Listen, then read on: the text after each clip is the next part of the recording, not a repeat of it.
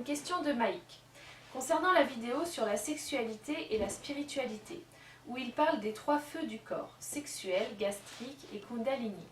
J'aimerais savoir quelle est la source de cette description des choses, car de mon côté, dans la tradition indienne, j'apprends que le 3e feu frais est la respiration, ou plutôt le prana, et qu'on transmute l'énergie sexuelle, ojas en amour, gastrique, tejas en lumière, et le prana en conscience.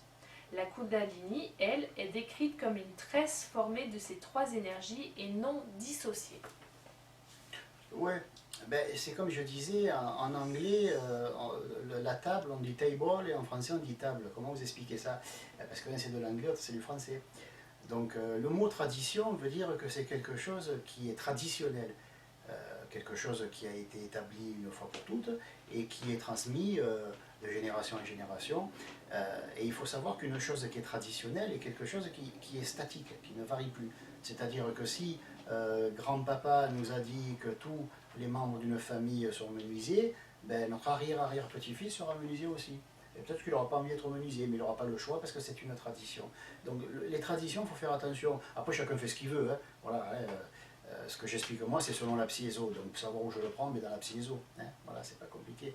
Mais pour moi, et c'est ce que dit la psyéso, et c'est aussi mon avis, parce que je suis totalement en harmonie avec la psyéso, la tradition, il faut faire attention, parce que, encore une fois, une tradition, c'est quoi? C'est quelque chose d'ancien qui dure.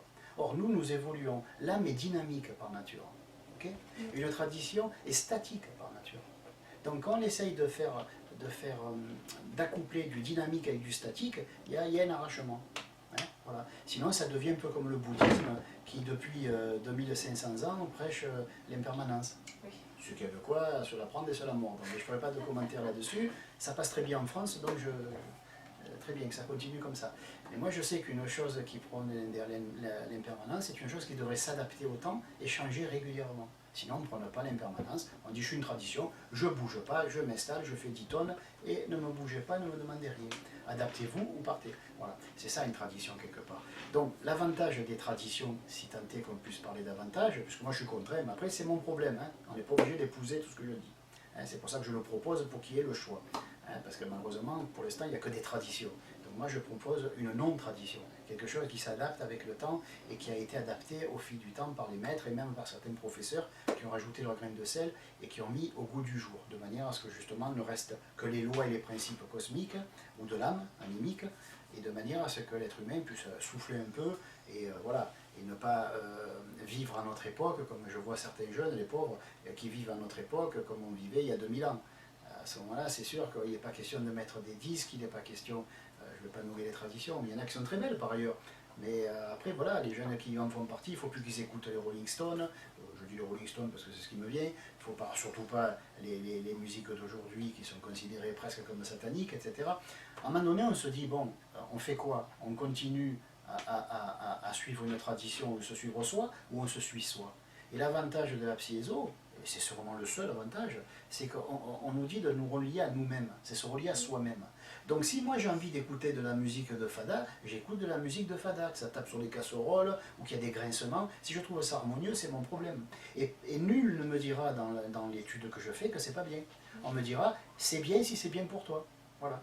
Donc si ce monsieur qui doit pratiquer sûrement ça, il a l'air de bien maîtriser le sujet, d'après les mots qu'il a employés, donc je le connais aussi, hein, je me suis amusé à étudier les traditions et j'ai trouvé l'équilibre dans aucune d'entre elles parce que justement elles étaient trop statiques. Voilà. Moi je vais trop vite pour pouvoir m'arrêter à quelque chose qui fait une tonne, je ne le traîne pas. Je ne traîne pas une tonne derrière moi. Donc c'est très intéressant, c'est vrai, c'est bien, mais j'ai envie de dire, mais pourquoi on va prendre ceci, le transformer en cela? La nature, elle fait les choses aussi bien que nous. Peut-être même un peu mieux. Hein. Quand je dis aussi bien, c'est un gag, c'est pour rire. Voilà. Donc, je vois pas pourquoi je m'emmerderais à faire monter ma Kundalini, à la transformer, ici et là, alors qu'il y a des exercices très simples, très naturels, sans danger. Hein. Je ne suis pas sûr que cela soit tous sans danger. Donc, il y a des exercices sans danger. Quand je dis danger, je veux dire aussi un danger psychologique. Hein. Parce que je connais des exercices, moi, que j'ai appris ailleurs, que je ne donnerai jamais, parce que ça marche, c'est psychique, et ça fait très peur, parce que ça marche.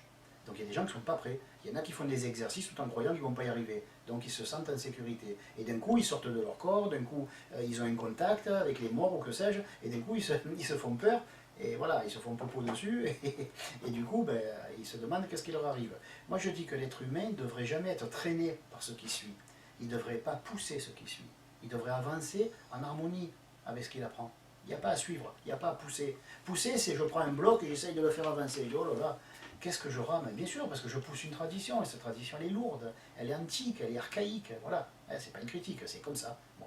Après, je peux aussi avoir un boulet derrière moi, le traîner, et je vais être obligé d'aller doucement parce que je traîne des acquis, je traîne des trucs que je dois à tout prix, tout ce que j'étudie au présent, il faut que je le ramène au passé. C'est ce que fait un petit peu ce monsieur, c'est un petit peu dommage parce qu'il veut étudier la psyéso ou la comprendre avec ses outils à lui. Non, avec ses outils, il étudie sa tradition. Avec la psyéso, on étudie la psyéso. Il n'y a aucune tradition qui peut côtoyer la psyéso. Non pas parce que la psyéso elle est raciste ou sectaire ou je sais quoi, c'est simplement que la psyéso, ce n'est pas une tradition.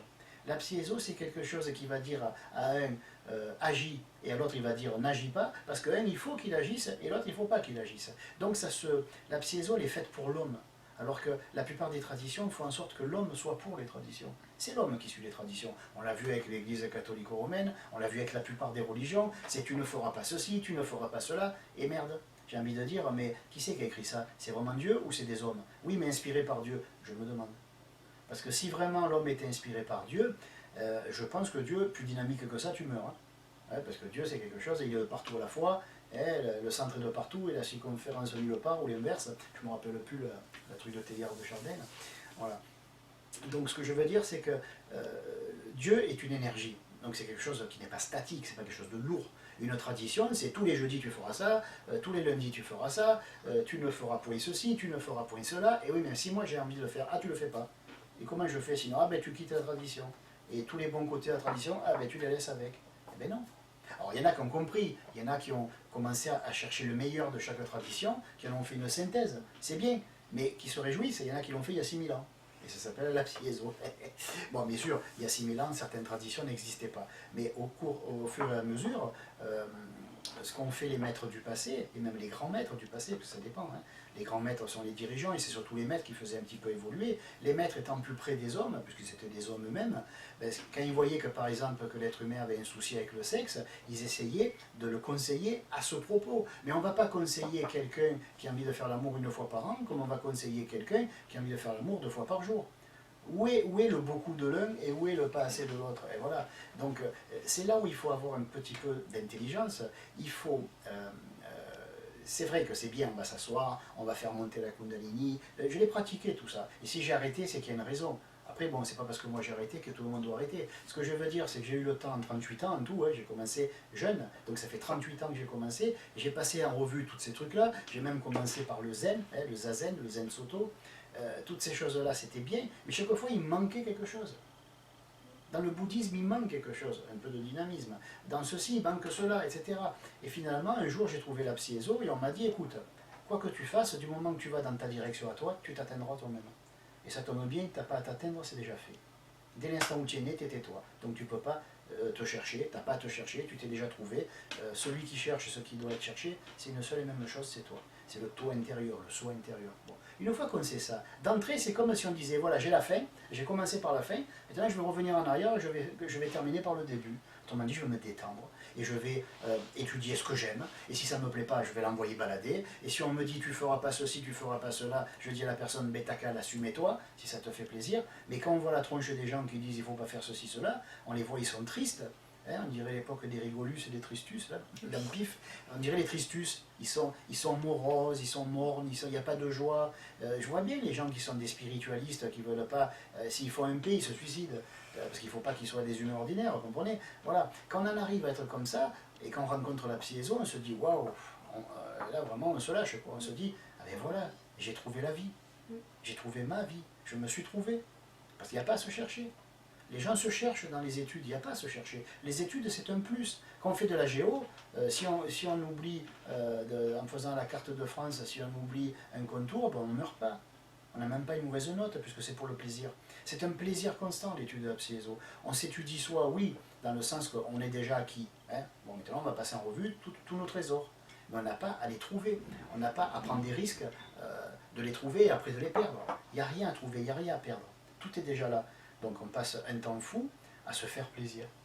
Donc il est certain que si on commence à se dire je vais transformer ceci en cela, oh là, mais je vais bosser, et non, Le psy-éso, il ne bosse pas, il fait des exos, des exercices qui sont d'une simplicité enfantine, qui permettent aux glandes de fonctionner de plus en plus harmonieusement, s'il veut, au niveau physique, hein, parce qu'on peut le faire au niveau physique, et si ça ne lui convient pas, qu'il est en bonne santé, qu'il est jeune, ben il va travailler le côté psychique, et s'il a une recherche un peu autre, il va travailler le côté spirituel. Il y a 3 niveaux.